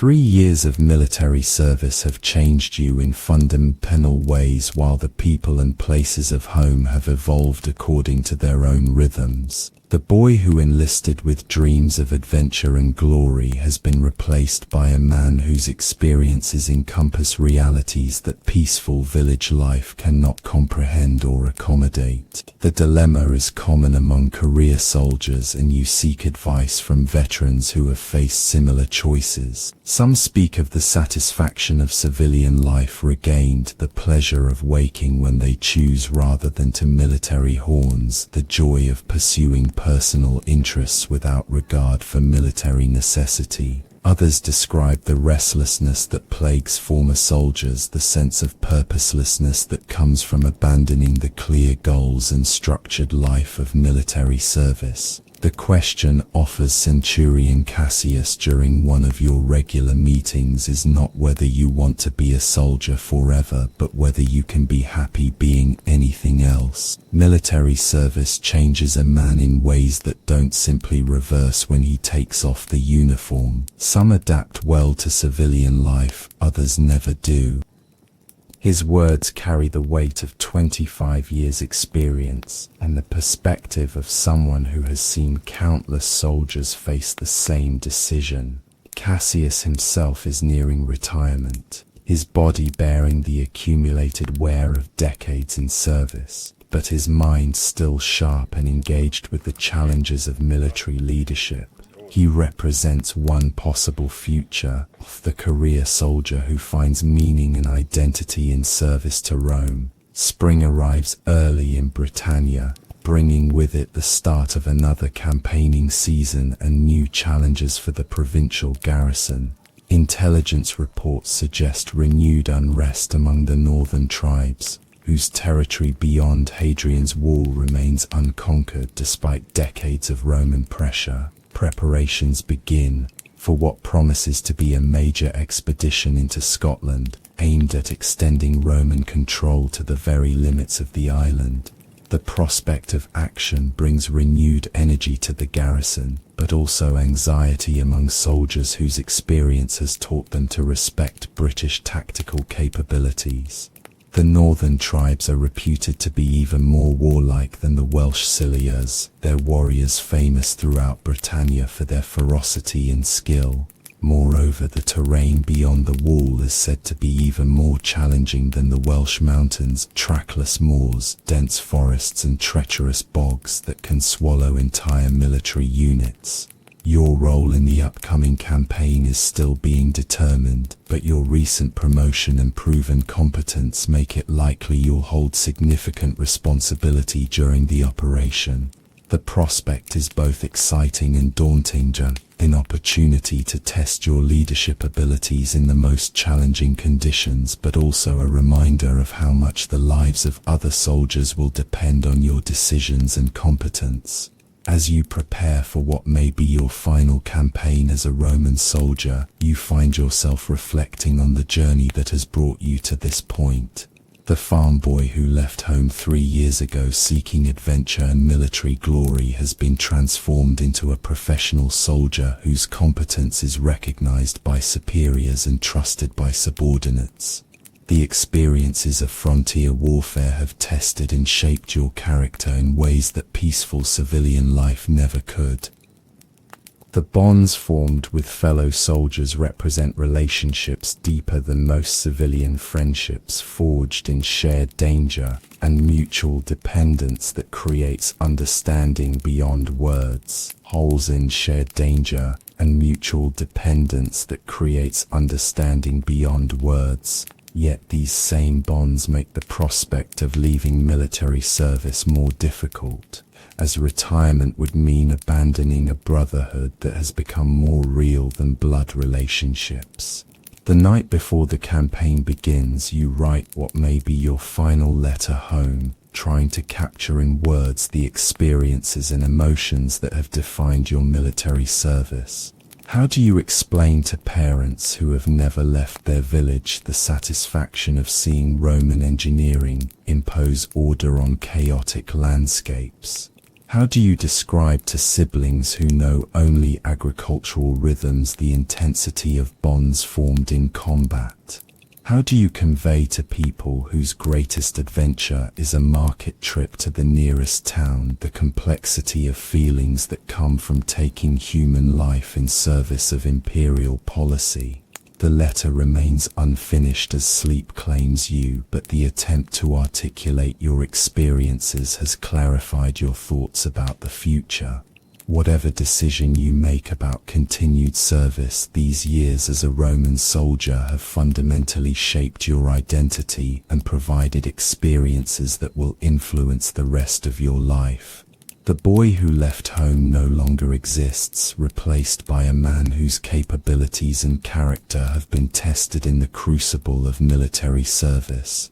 Dawn arrives with the familiar sound of military horns calling the legion to another day of service.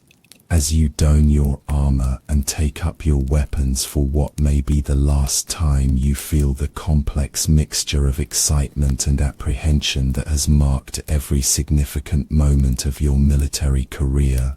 The Scottish campaign awaits with all its dangers and opportunities, but beyond that lies the larger question of what path your life will take. The formation assembles with the precision of long practice, thousands of men arranging themselves according to protocols refined over centuries of military experience.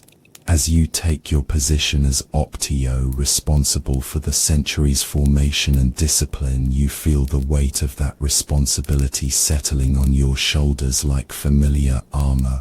Whatever the future holds, today you are a Roman soldier serving the empire that has given meaning and direction to your adult life.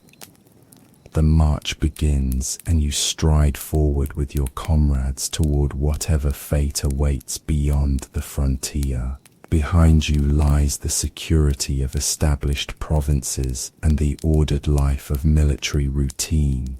Ahead waits the unknown, new enemies to face, new challenges to overcome, and perhaps the final test of the skills and character that years of Roman military service have built within you. The column moves north through increasingly wild country, leaving behind the last vestiges of Roman civilization as it approaches the Great Wall that marks the empire's northernmost boundary in Britannia. Hadrian's Wall stretches across the narrow waist of the island, a massive stone barrier that represents one of the most ambitious engineering projects in human history. Its presence serves both practical and psychological purposes, keeping barbarian raiders out while demonstrating Roman power to all who see it. The wall itself is an impressive sight as your force approaches the main gateway that will provide passage into unconquered territory. 80 Roman miles of fitted stone blocks, topped with battlements and punctuated by forts at regular intervals. The barrier represents generations of Roman engineering expertise and military labor. Soldiers stationed at the wall tell stories of winter nights when they can hear the war cries of northern tribes echoing across the desolate moorland beyond, reminders that Roman power has limits even at its most impressive displays. Passing through the gateway feels like crossing into another world entirely. South of the wall lies order more than roads, administered territory, the rule of law backed by military force. North of the wall waits chaos, the trackless wilderness, hostile tribes and terrain that has swallowed previous Roman expeditions without leaving trace of their passage. The psychological impact is immediate and unmistakable, affecting veteran soldiers who have faced Germanic armies without flinching. Your century takes its assigned position in the advance guard, a responsibility that requires constant vigilance as the column penetrates deeper into Caledonian territory. The landscape here is unlike anything you've encountered during your military service, all vast expanses of heather-covered moorland, broken by dark lochs and steep-sided hills that seem to watch the Roman passage with hostile intent. The very air feels different, carrying scents of pine and peat. that speak of a land untouched by Mediterranean civilization. The Caledonian tribes prove elusive opponents, their scouts shadowing the Roman advance while the main force remains hidden in terrain known only to themselves. Occasional glimpses of mounted warriors on distant hilltops provide the only evidence of enemy presence, but their numbers and intentions remain mysterious. It's a form of psychological warfare designed to keep the Romans constantly on edge while preserving tribal strength for battle on terms of their own choosing. Marcus, now serving as your second in command and showing the competence that comes from years of frontier experience, maintains the centuries formation while you focus on the broader tactical situation. His transformation from frightened recruit to reliable soldier represents one of military service's most satisfying achievements. The molding of civilians into effective instruments of Roman power. You feel pride in having contributed to his development, just as Gaius's mentorship shaped your own military character. The first week of the advance proceeds without major incident, though the constant tension of operating in hostile territory takes its toll on the men's nerves. Roman soldiers excel at conventional warfare, but this campaign requires different skills, patience, endurance, and the ability to function effectively while never knowing when or where the enemy might strike. Sleep comes fitfully in the temporary camps established each night, with every unusual sound potentially signaling attack. The weather adds another layer of difficulty to the operation. Scottish mists reduce visibility to a few yards, creating conditions perfect for ambush, while making navigation treacherous even with local guides. Rain falls intermittently, turning the rough tracks into muddy quagmires that slow the column's progress and exhaust men struggling with heavy equipment. The dampness penetrates everything, making it impossible to keep weapons and armor completely dry, despite constant maintenance efforts. Rain falls intermittently, turning the rough tracks into muddy quagmires that slow the column's progress and exhaust men struggling with heavy equipment. Your first serious contact with Caledonian forces comes at a river crossing, where tribal warriors have positioned themselves to contest the Roman advance. Unlike the formal battles you fought in Germania, or the hit-and-run tactics employed by Welsh tribes, this engagement demonstrates yet another approach to warfare. Caledonians fight from prepared positions using the terrain to neutralize Roman tactical advantages while maximizing their own strengths. The enemy position is formidable, Nicolan warriors concealed among rocks and vegetation on both banks of a swift-flowing stream, with additional forces positioned to strike the Roman flanks once the crossing begins. Tribal war chariots, a weapon abandoned by more civilized peoples generations ago, wait in reserve to exploit any breakthrough in the Roman formation. It's a sophisticated defensive scheme that shows careful planning and tactical understanding. The battle that follows tests every lesson learned during your years of military service. Roman engineering skills prove crucial as your men construct a temporary bridge under fire, their shields providing protection while pioneers work with practiced efficiency despite constant harassment from Caledonian missiles. The noise is tremendous, Nicolan war cries echoing off the surrounding hills, the clash of weapons against shields, the shouts of officers trying to maintain control over the developing situation. You find yourself leading a flanking party that attempts to ford the river upstream from the main crossing, hoping to threaten the enemy position from an unexpected direction. The water is shockingly cold, its touch numbing exposed skin within seconds, while the rocky bottom provides treacherous footing for soldiers wearing heavy armor. Caledonian warriors position themselves to contest your crossing, their long swords and spears gleaming wetly in the misty air. The fight in the river becomes intensely personal. Individual combats fought chest-deep in rushing water that adds unpredictability to every movement. Your gladius, designed for close-quarters combat, proves effective despite the challenging conditions. Its shorter reach actually advantageous in the confined space where longer weapons become unwieldy. Around you, Roman soldiers demonstrate the flexibility that superior training provides, adapting standard tactics to meet unprecedented circumstances.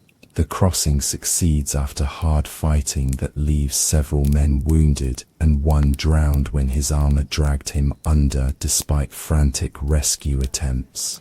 Once across, your flanking force threatens the Caledonian position sufficiently to force their withdrawal, though they conduct their retreat with the disciplined skill of experienced warriors rather than fleeing in panic. It's another lesson in the military sophistication of British tribal warfare.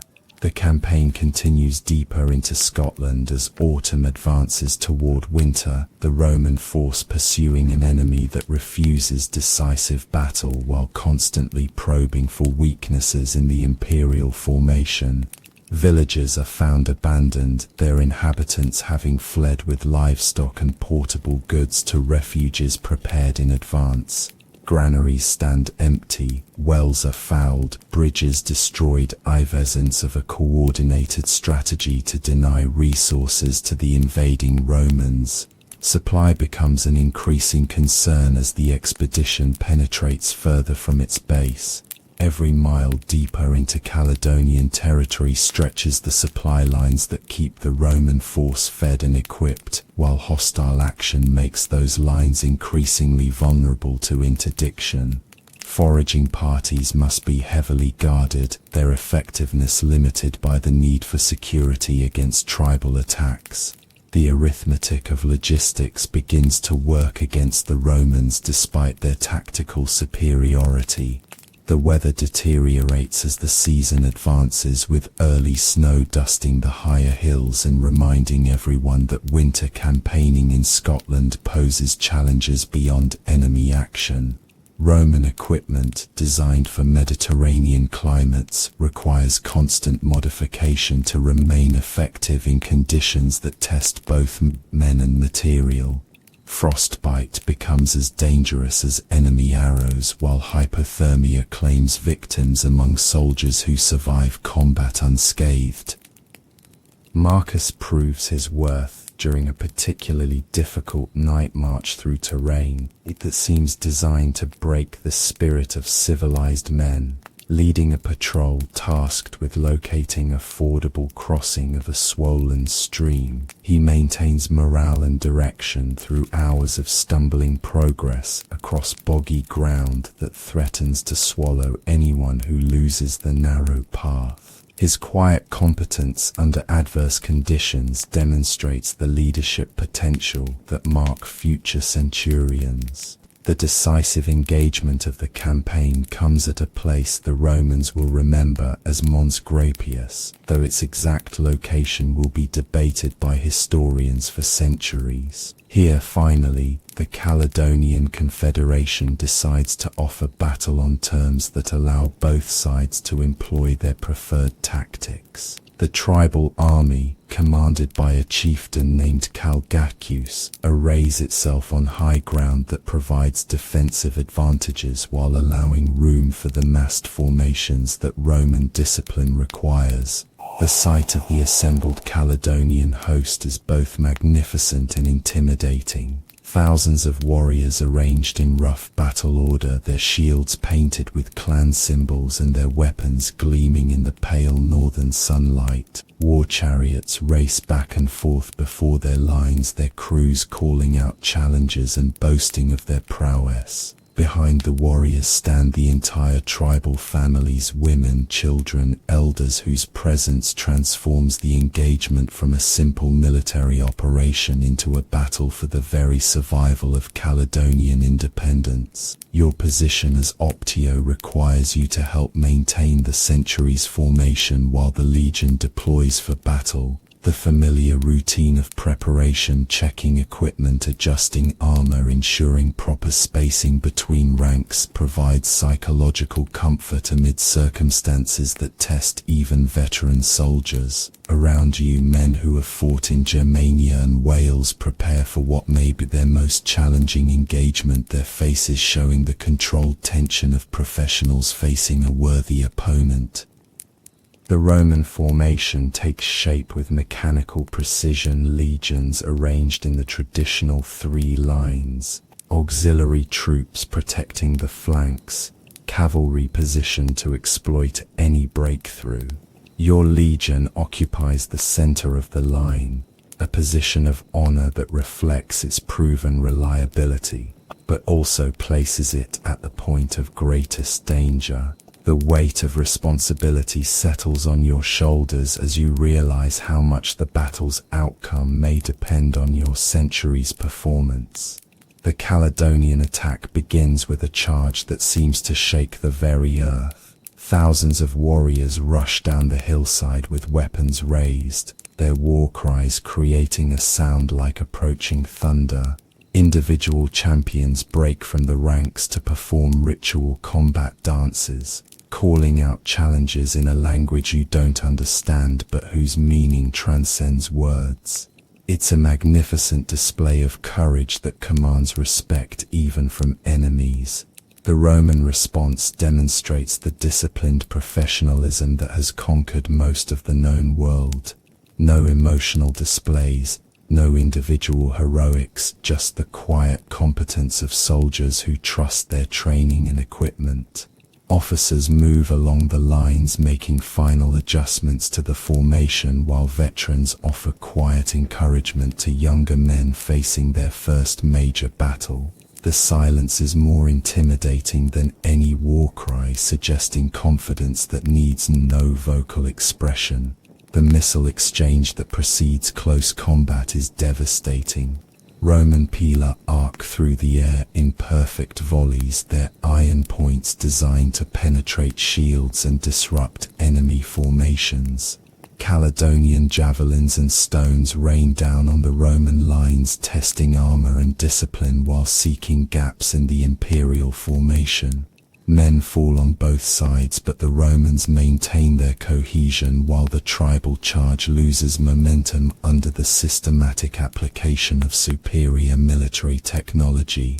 When the forces finally close for hand-to-hand combat, the contrast between the two military systems becomes clear.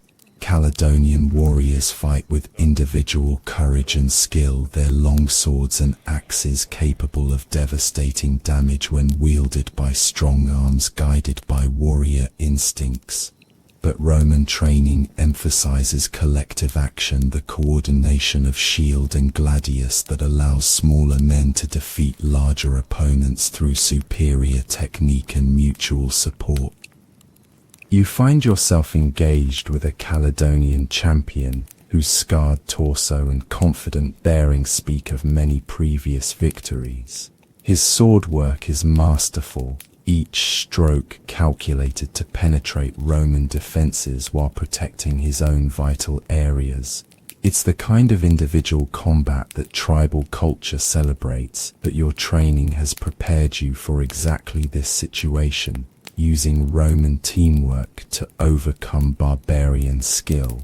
The solution comes when Marcus, fighting beside you with the seamless coordination that Roman training develops, creates an opening by binding the enemy's weapon with his own shield.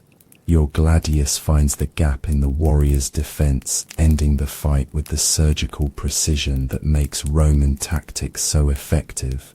Around you, similar scenes play out as disciplined professionalism overcomes individual heroism. The battle's outcome becomes clear as the Roman formation maintains its integrity while the Caledonian attack fragments under systematic pressure. Tribal warriors, brave enough individually but lacking the tactical coordination to maintain collective action, begin falling back in increasing disorder. What starts as an organized retreat quickly becomes a rout as panic spreads through ranks no longer held together by effective command and control. The Roman pursuit is limited and controlled, pursuing only far enough to secure the battlefield and demonstrate victory without risking the formation's dissolution. Wounded enemies are dispatched efficiently while Roman casualties receive immediate medical attention. The methodical aftermath of battle proceeds according to protocols refined through centuries of military experience, turning chaos into order through the application of systematic procedures. The campaign's successful conclusion brings the satisfaction of duty accomplished, but also the melancholy that follows any significant military operation. Comrades who began the march north will not return south, their lives claimed by enemy action, disease, or the simple hazards of campaigning in hostile territory. The survivors have proven once again the superiority of Roman military methods, but victory always comes at a price that makes celebration bittersweet. Your performance during the Scottish campaign earns recognition from senior officers whose approval opens possibilities for further advancement. The recommendation for promotion to centurion represents the culmination of years of military service, offering the prospect of command authority and the financial rewards that make a military career attractive. But acceptance would require commitment to extended service that would postpone indefinitely any return to civilian life. The march back to Hadrian's Wall takes on a different character than the advance into enemy territory. Men move with the confidence of victors, their successful campaign having once again demonstrated Roman military superiority. The landscape that seemed so threatening during the advance now appears as conquered territory, its strategic value understood and its tribal inhabitants cowed into submission for at least another generation. Crossing back through the wall's gateway feels like entering civilization after months in the wilderness. The ordered world of Roman administration, with its regular routines and systematic procedures, provides welcome relief from the constant vigilance required in hostile territory. Yet you find yourself missing aspects of campaign life, the intensity of shared danger, the clarity of purpose that military operations provide, the bonds forged in circumstances that strip away everything non-essential. The winter following the Scottish campaign passes in the routine activities of garrison life, but with an underlying current of change as the empire's military priorities shift to other frontiers. News arrives of troubles on the Danube, where tribal pressures require reinforcement of the Rhine legions you once served with. The endless cycle of imperial defense continues, with soldiers moving from one threatened frontier to another in response to barbarian pressures that never cease completely. Your decision about the future becomes increasingly urgent as your enlistment approaches its end. The promotion to centurion remains available, offering the prospect of a distinguished military career that could lead eventually to significant wealth and social position. But acceptance would mean years more of frontier service with all its dangers and hardships, while the civilian world continues to change in your absence. The choice is complicated by the realization that military service has fundamentally altered your perspective on life and your place in the world. The farm boy who enlisted 6 years ago no longer exists, replaced by a professional soldier whose experiences encompass realities that civilian life cannot accommodate. The bonds formed with fellow soldiers represent relationships deeper than most civilian friendships, while the clarity of military purpose provides meaning that peaceful occupations might not match. Letters from home describe changes that emphasize how much time has passed during your military service. Your father's health is declining, making farm work increasingly difficult for aging hands. Your sister now has 3 children, their needs competing with support for elderly parents. The village itself has evolved, with new families arriving while others leave for opportunities in growing cities throughout the province. Most significantly, the world you knew before military service has moved beyond your absence. Friends have married and established families, their concerns now focused on domestic responsibilities rather than the adventures that once seemed so important. Emma, whose memory sustained you through difficult campaigns, represents a closed chapter rather than a possible future. The civilian life that once seemed so attractive now appears foreign to someone whose adult identity was forged in military service. The decision, when it finally comes, feels inevitable despite months of uncertainty. You accept the promotion to centurion, choosing to continue the military career that has given meaning and direction to your adult life. The farm in Italy will have to survive without your help, supported by the money you send but not by your physical presence. It's a choice that brings both satisfaction and sadness, the recognition that some paths once taken lead to destinations far from where they began. Your new posting as centurion takes you to yet another frontier, the desert borders of Syria, where Roman power confronts the ancient civilization of Parthia. The battle unfolds in phases that test both tactical flexibility and physical endurance. Parthian horse archers circle the Roman formation like a pack of wolves, their composite bows capable of accurate fire at ranges that exceed Roman missile weapons. The noise is constant midges, the whistle of arrows, the shouts of officers maintaining formation, the cries of wounded men. Discipline becomes everything as soldiers maintain their positions despite casualties that would break less well-trained units. Victory comes through the methodical application of Roman tactical doctrine adapted to local conditions. Engineering skills prove crucial as your men construct field fortifications that provide protection while forcing the enemy to fight on Roman terms. When Parthian forces finally commit to close combat, superior armor and training decide the outcome despite the enemy's initial advantages. The years that follow blur together in a succession of campaigns, administrative duties, and the gradual accumulation of experience that transforms competent officers into military leaders capable of independent command. Your reputation spreads throughout the Eastern legions as a centurion who can be trusted with difficult assignments, leading to increasingly important responsibilities and the financial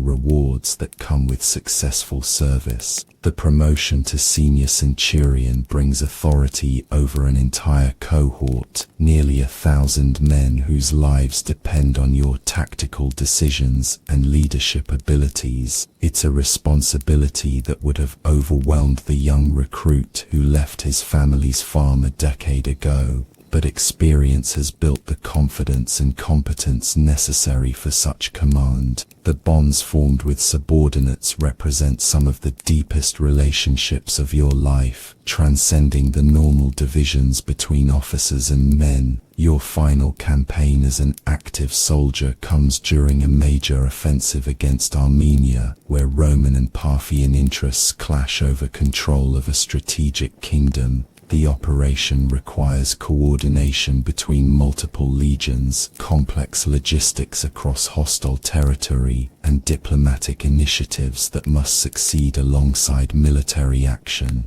Your role in planning and executing the campaign demonstrates the strategic understanding that separates senior officers from competent tacticians. The Armenian campaign's successful conclusion brings the satisfaction of a military career completed with honor, also the melancholy that accompanies any major life transition. 25 years of active service have encompassed experiences that span continents and cultures, from the Germanic forests where you first learned to soldier to the Syrian deserts where you command others. The young man who sought adventure and glory has been replaced by a mature leader whose competence has been tested in every conceivable circumstance. Retirement brings both relief and uncertainty as you adjust to civilian life after a quarter-century of military routine. The veteran settlement provided by a grateful empire ensures financial security, while your military reputation opens opportunities in civil administration that many former soldiers pursue. But the transition from active command to peaceful retirement requires psychological adjustments that challenge even successful officers. The villa outside Rome where you spend your retirement years provides comfort that military service never allowed, but also a quiet that sometimes feels oppressive after decades of constant activity. The garden where you walk in the evenings offers beauty that campaign life never permitted, yet the very peace that should bring satisfaction sometimes feels like emptiness to someone whose adult identity was forged in service to empire.